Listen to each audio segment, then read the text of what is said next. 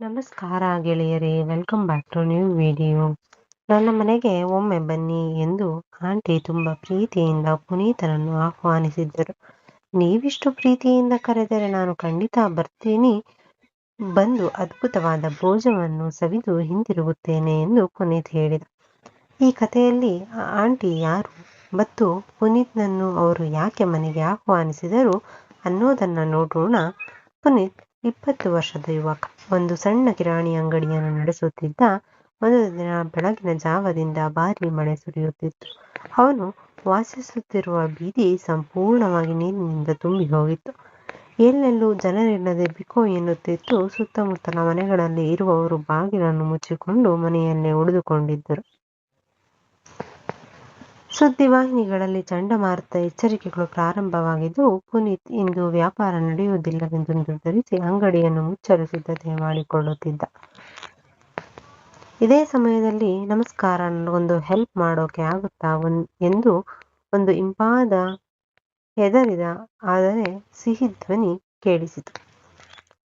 ಇಷ್ಟು ಮಳೆಯಲ್ಲಿ ಯಾರು ಎಂದು ಹಿಂದೆ ತಿರುಗಿ ನೋಡಿದಾಗ ತನ್ನ ಕಣ್ಣೆದುರಿಗೆ ಒಂದು ಸುಂದರ ಆಂಟಿ ಆ ಜೋರಾದ ಮಳೆಯಲ್ಲಿ ಸಂಪೂರ್ಣ ಒದ್ದೆಯಾಗಿ ಚಳಿಯಲ್ಲಿ ನಡುಗುತ್ತಾ ಇದ್ದಿದ್ದನ್ನು ಕಂಡ. ಚಿಕ್ಕ ಚಿಕ್ಕ ಮಳೆಗಳ ಹನಿಗಳು ಆಂಟಿಯ ಮೇಲೆ ಬೀಳುತ್ತಿದ್ದಂತೆ ಆಕೆಯ ಸೀರೆ ಸಂಪೂರ್ಣವಾಗಿ ಒದ್ದೆಯಾಗಿ ಹೊಳೆಯುತ್ತಿತ್ತು. ಆಕೆಯ ಉದ್ದವಾದ ಕೂದಲು ಕುತ್ತಿಗೆಗೆ ಮತ್ತು ಭುಜಗಳ ಮೇಲೆ ಬೀಳುತ್ತಿದ್ದ ಸುಂದರವಾದ ಕಾಣುತ್ತಿದ್ದವು. ತಂಪಾದ ನೀರು ಆಕೆಯ ಗೋಧಿ ಬಣ್ಣದ ಚರ್ಮಕ್ಕೆ ಮೇಲೆ ಜಾರುತ್ತಾ ಹೊಳಪು ತರುತ್ತಿತ್ತು. ಜಿಂಕೆಯ ಮರಿಯಂತೆ ಜಿಗಿಯುವ ಆಕೆಯ ಕಣ್ಣುಗಳು ಆ ಮಳೆಯ ಕತ್ತಲೆಯಲ್ಲಿಯೂ ಸಹ ಒಂದು ಮಂದ ಬೆಳಕಿನಲ್ಲಿ ಚೆನ್ನಾಗಿ ಹೊಳೆಯುತ್ತಿತ್ತು. ಒಂದು ಮಾತಿನಲ್ಲಿ ಹೇಳಬೇಕು ಅಂದರೆ ಆಕೆ ಸಿನಿಮಾ ಹೀರೋಯಿನ್ ರೀತಿ ಇದ್ದಳು. ಪುನೀತ್ ತನ್ನ ಕಣ್ಣುಗಳನ್ನು ನಂಬಲಾರದೆ, ಇಷ್ಟು ಬಾರಿ ಮಳೆಯಲ್ಲಿದ್ದರೂ ಅಪ್ಸರೆಯಂತೆ ಕಾಣುವ ಆಂಟಿ ನನ್ನ ಅಂಗಡಿಯ ಮುಂದೆ ಹೇಗೆ ನಿಂತಿದ್ದಾಳೆ ಎಂದು ಆಲೋಚನೆಯಲ್ಲಿ ಮುಳುಗಿದ್ದ. ಅಷ್ಟರಲ್ಲಿ ಅವಳು ಮತ್ತೆ, ಸರ್, ನಿಮಗೆ ಕೇಳಿಸ್ತಿದೆಯಾ ಅಂತ ಕೇಳಿದಳು. ತಕ್ಷಣವೇ ಪುನೀತ್ ಎಚ್ಚರಗೊಂಡು, ಹೇಳಿ, ನಿಮಗೆ ಏನು ಬೇಕು ಅಂತ ಕೇಳಿದ. ಆಗ ಅವಳು, ನನಗೇನು ಬೇಡ, ಮಳೆ ತುಂಬ ಬರ್ತಾ ಇದೆ, ರಸ್ತೆಗಳೆಲ್ಲ ನೀರಿದೆ. ನಾನು ನನ್ನ ಸ್ಕೂಟರ್ನಲ್ಲಿ ಹೋಗ್ತಾ ಇದ್ದಾಗ ಇಲ್ಲಿ ನಿಂತು ಬಿಟ್ಟೆ. ನನಗೆ ಇಲ್ಲಿ ಯಾರೂ ಪರಿಚಯ ಇಲ್ಲ. ನಿಮಗೆ ತೊಂದರೆ ಆಗದೇ ಇದ್ದರೆ ಮಳೆ ನಿಲ್ಲುವವರೆಗೂ ನಿಮ್ಮ ಅಂಗಡಿಯಲ್ಲಿ ಇರಬಹುದಾ ಎಂದಳು. ಆ ಮಾತುಗಳು ಪುನೀತ್ನ ಕಿವಿಯಲ್ಲಿ ಅಮೃತದಂತೆ ಕೇಳಿಸಿತು. ಓ ಖಂಡಿತ, ಮೊದಲು ನೀವು ಒಳಗೆ ಬನ್ನಿ ಎಂದು ಆಂಟಿಯನ್ನು ಒಳಗಡೆ ಆಹ್ವಾನಿಸಿದ. ಆಂಟಿ ಒಳಗೆ ಬಂದು ತನ್ನ ಸೀರೆ ಹಿಂಡುತ್ತಿದ್ದಳು. ಆಕೆಯ ಕೂದಲು ತುಂಬ ಒದ್ದೆಯಾಗಿತ್ತು. ಪುನೀತ್ ತನ್ನ ಮನೆಯಿಂದ ಟವಲ್ ತಂದು ಆಂಟಿಗೆ ಕೊಟ್ಟ. ಟವಲ್ ತಗೊಂಡು ಥ್ಯಾಂಕ್ ಯು ಎಂದಳು. ಆಂಟಿ, ಏನು ತೊಂದರೆ ಇಲ್ಲ, ನೀವು ನನ್ನನ್ನು ಪುನೀತ್ ಅಂತಲೇ ಕರೆಯಬಹುದು ಎಂದ. ಪುನೀತ್, ಸರಿ, ಥ್ಯಾಂಕ್ ಯು ಪುನೀತ್ ಎಂದಳು. ಆಂಟಿ ಸಂಪೂರ್ಣ ಒದ್ದೆಯಾಗಿ ಚಳಿಯಿಂದ ನಡುಗುತ್ತಿದ್ದಳು. ಅದಕ್ಕಾಗಿ ಪುನೀತ್ ಅವಳಿಗೆ ಬಿಸಿ ಬಿಸಿ ಕಾಫಿ ತಂದು ಕೊಟ್ಟು ಕ್ಯೂಟ್ ಆಗಿ ಕಾಫಿ ಕುಡಿಯುತ್ತಾ ಕೂತಿದ್ದ ಆಂಟಿಯನ್ನು ನೋಡುವುದರಲ್ಲಿ ಪುನೀತ್ ಸಂತೋಷಪಟ್ಟ. ನಿಧಾನವಾಗಿ ಅವರ ಮಾತು ಪ್ರಾರಂಭವಾಯಿತು. ನಿಮ್ಮ ಹೆಸರು ತಿಳಿದುಕೊಳ್ಳಬಹುದಾ ಅಂತ ಕೇಳಿದ ಪುನೀತ್. ನನ್ನ ಹೆಸರು ಪುನೀತ್ ಎಂದಳು. ಹೆಸರು ತುಂಬ ಚೆನ್ನಾಗಿದೆ ಅಂತ ಪುನೀತ್ ಹೇಳಿದ. ಆದರೆ ನಾನು ಚೆನ್ನಾಗಿ ಆಗಿಲ್ವಾ ಅಂತ ತಮಾಷೆಯಾಗಿ ಕೇಳಿದಳು ಆಂಟಿ. ಅಯ್ಯೋ, ನನ್ನ ಉದ್ದೇಶ ಅದಲ್ಲ, ನೀವಿನ್ನು ಚೆನ್ನಾಗಿದ್ದೀರಾ, ಆಕಾಶದಿಂದ ಭೂಮಿಗೆ ಇಳಿದ ದೇವಂತೆ ಅಂತ ಹೇಳಿದ. ಥ್ಯಾಂಕ್ ಯು ಎಂದು ನಾಚಿಕೆ ಪಟ್ಟು ಹೇಳಿದಳು ಆಂಟಿ. ಮಳೆ ಸದ್ಯಕ್ಕೆ ಕಡಿಮೆ ಆಗುವಂತೆ ತೋರ್ತಾ ಇಲ್ಲ ಅಂತ ಸ್ವಲ್ಪ ನಿರಾಶೆಯಿಂದ ಹೇಳಿದಳು ಆಂಟಿ. ಹೌದು, ಇದು ಚಂಡಮಾರುತ ಅಂತ ಸುದ್ದಿ ಆಗ್ತಾ ಇತ್ತು, ಯಾರು ಮನೆಯಿಂದ ಹೊರಬರಬಾರದು ಅಂತ ಎಚ್ಚರಿಕೆ ನೀಡಲಾಗಿತ್ತು ಅಂದ. ಪುನೀತ್, ಹೌದು, ಆದರೆ ನೀವು ಹೊರಗೆ ಬಂದಿದ್ದೀರಾ ಯಾಕೆ ಅಂತ ಕೇಳಿದಳು. ಒಂದು ತುರ್ತು ಕೆಲಸಕ್ಕೆ ಕಾರಣವಾಗಿ ಹೊರಗೆ ಬರಬೇಕಾಯಿತು. ಮಳೆ ಬರುವ ಮುನ್ನ ಹಿಂತಿರುಗಬಹುದು ಅಂತ ಭಾವಿಸಿದ್ದೆ, ಆದರೆ ಮಧ್ಯದಲ್ಲಿ ಸಿಕ್ಕಿಕೊಂಡು ಬಿಟ್ಟೆ ಎಂದಳು ನನ್ನ ಕೂದಲನ್ನು ಕೈಯಿಂದ ಸರಿಪಡಿಸುತ್ತಾ. ಅದೇ ಸಮಯದಲ್ಲಿ ಸುದ್ದಿವಾಹಿನಿಯಲ್ಲಿ ಚಂಡಮಾರುತ ಹೆಚ್ಚಾಗಿ ಮುಂದುವರೆದು ಇದು ಇನ್ನೂ 3 ದಿನಗಳ ಕಾಲ ಇರುತ್ತೆ ಅಂತ ಎಚ್ಚರಿಕೆ ಹೊರಡಿಸಿದರು. ಅಯ್ಯೋ, ಈಗ ಏನು ಮಾಡೋದು ಅಂತ ಹತಾಶೆಯಿಂದ ಹೇಳಿದಳು. ಪುನೀತ್, ನನಗೆ ಮಾತ್ರ ಇದರಲ್ಲಿ ಸಂತೋಷ, ನನಗೆ ಒಳ್ಳೆ ಕಂಪನಿ ಸಿಕ್ಕಂತಾಯಿತು ಅಂತ ಮನಸ್ಸಿನಲ್ಲಿ ಅಂದುಕೊಂಡ. ಪುನೀತ್, ಯಾವುದಕ್ಕೂ ಮೊದಲು ನೀವು ಒಳಗೆ ಬಂದು ಒದ್ದೆಯಾಗಿರೋ ಸೀರೆಯನ್ನು ಬದಲಾಯಿಸಿ ಅಂದ. ಪುನೀತ್, ಸರಿ ಅಂತ ಆಂಟಿ ತಮ್ಮ ಸೀರೆ ಒಣಗಿಸೋದಕ್ಕೆ ಹಾಕಿ ಪುನೀತ್ ಕೊಟ್ಟ ಶರ್ಟ್ ಮತ್ತೆ ಲುಂಗಿಯನ್ನು ಧರಿಸಿದರು. ಇಲ್ಲೇನು ಮನೆಯಲ್ಲಿ ಯಾರೂ ಇಲ್ವಾ ಅಂತ ಆಂಟಿ ಕೇಳಿದರು. ಅದಕ್ಕೆ ಪುನೀತ್, ಇಲ್ಲ ಆಂಟಿ, ನನ್ನ ತಾಯಿ ಊರಲ್ಲಿ ಇರ್ತಾರೆ, ನಾನಿಲ್ಲಿ ಒಂದು ಚಿಕ್ಕ ಕಿರಾಣಿ ಅಂಗಡಿ ಇಟ್ಕೊಂಡು ಸಂಪಾದನೆ ಮಾಡ್ತಾ ಇದ್ದೀನಿ ಅಂದ. ಓ ಹೌದಾ, ನಿನಗೆ ಮದುವೆ ಆಗಿಲ್ವಾ ಅಂತ ಆಂಟಿ ಕೇಳಿದರು. ಇಲ್ಲ ಆಂಟಿ, ಮನೆಯಲ್ಲಿ ಸಂಬಂಧಗಳನ್ನು ನೋಡ್ತಾ ಇದ್ದಾರೆ, ಅಂತ ಪುನೀತ್ ಹೇಳಿದ. ಮತ್ತೆ ಗರ್ಲ್ಫ್ರೆಂಡ್ ಅಂತ ಆಂಟಿ ಕೇಳಿದಳು. ಪುನೀತ್ಗೂ ಅದೆಲ್ಲ ಎಲ್ಲಿಂದ ಬರಬೇಕು? ನನ್ನನ್ನು ಯಾರು ಇಷ್ಟಪಡುವುದಿಲ್ಲ ಬಿಡಿ ಅಂದ.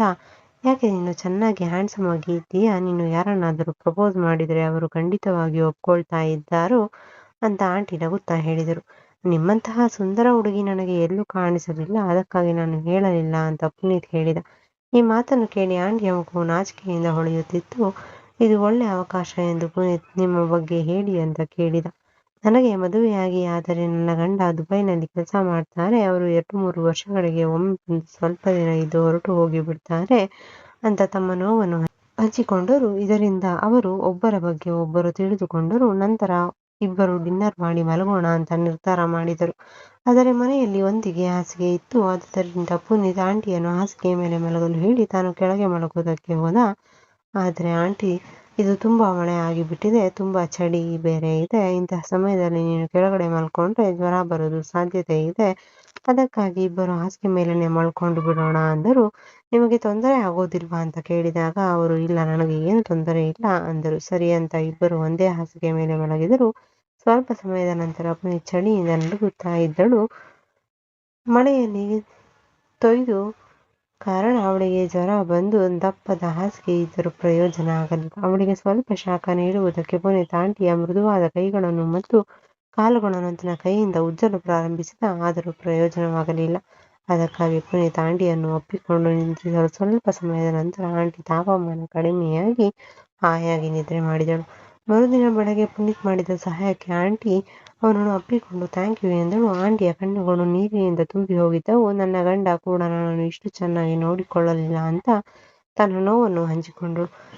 ಚಂಡಮಾರುತದ 3 ದಿನಗಳನ್ನು ಆಂಟಿ ಮತ್ತು ಪುನೀತ್ ಸಂತೋಷದಿಂದ ಸಮಯ ಕಳೆದರು. ಈ ಸಮಯದಲ್ಲಿ ಅವರು ಒಬ್ಬರಿಗೊಬ್ಬರು ಹತ್ತಿರವಾಗಿದ್ದರು. ನಿಧಾನವಾಗಿ ಸ್ನ್ಯಾಕ್ಸ್ ಕೂಡ ಹಂಚಿಕೊಳ್ಳುತ್ತಿದ್ದರು. ಪುನೀತ್ ಎಂದಿಗೂ ನೋಡದ ರುಚಿಯನ್ನು ಆಂಟಿ ಅವನಿಗೆ ತಿನ್ನಿಸುತ್ತಿದ್ದಳು. ಅಂತಿಮವಾಗಿ ಮಳೆ ಕಡಿಮೆಯಾದಾಗ ಆಂಟಿ ತನ್ನ ಮನೆಗೆ ಹಿಂತಿರುಗಬೇಕಾದ ಸಮಯ ಬಂತು.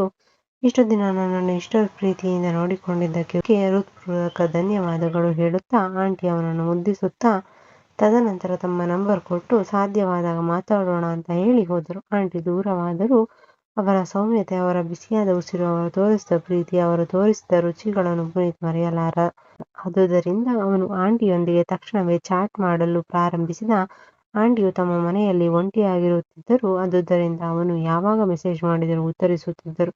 ಒಂದು ದಿನ ಆಂಟಿ, ಇಷ್ಟು ದಿನಗಳಾದರೂ ನನ್ನನ್ನು ಒಮ್ಮೆ ಕೂಡ ನೋಡಬೇಕು ಅಂತ ಅನ್ನಿಸ್ಲಿಲ್ವಾ ಅಂತ ಕೇಳಿದರು. ಅದಕ್ಕೆ ಪುನೀತ್, ನನಗೆ ಪ್ರತಿಕ್ಷಣವೂ ನಿನ್ನನ್ನು ನೋಡಬೇಕು ಅಂತ ಅನ್ನಿಸುತ್ತೆ, ಆದರೆ ನಿನ್ನ ಮನಸ್ಸಿನಲ್ಲಿ ಏನಿದೆ ಅನ್ನೋದು ತಿಳಿಯದೆ ಹೀಗೆ ಕೇಳಬೇಕು ಅನ್ನೋದು ನನಗೆ ಅರ್ಥನೇ ಆಗ್ತಾ ಇರಲಿಲ್ಲ ಉತ್ತರಿಸಿದ. ಆಂಟಿ, ನಿನಗೆ ತೊಂದರೆ ಇಲ್ಲ ಅಂದರೆ ನಾಳೆ ಬಾ ನಮ್ಮನೆಗೆ ಅಂತ ಹೇಳಿದರು.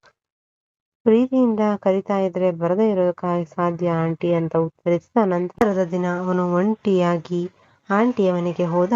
ಆಂಟಿ ತುಂಬಾ ಚೆನ್ನಾಗಿ ಸಿದ್ಧನಾಗಿದ್ದರು. ಅವನಿಗೆ ಇಷ್ಟವಾದ ಕೆಂಪು ಸೀರೆ ಧರಿಸಿ ಅವನಿಗಾಗಿ ಕಾಯ್ತಾ ಇದ್ರು. ಪುನೀತ್ ಬಂದ ತಕ್ಷಣ ಅವನನ್ನು ಕೂರಿಸಿ ಅವನಿಗೆ ಇಷ್ಟವಾದ ರುಚಿಯನ್ನು ಅವನ ಮುಂದೆ ತಯಾರಿಸಿದರು. ಅವನು ತಕ್ಷಣವೇ ಅವುಗಳನ್ನು ಆಸ್ವಾದಿಸಿದ.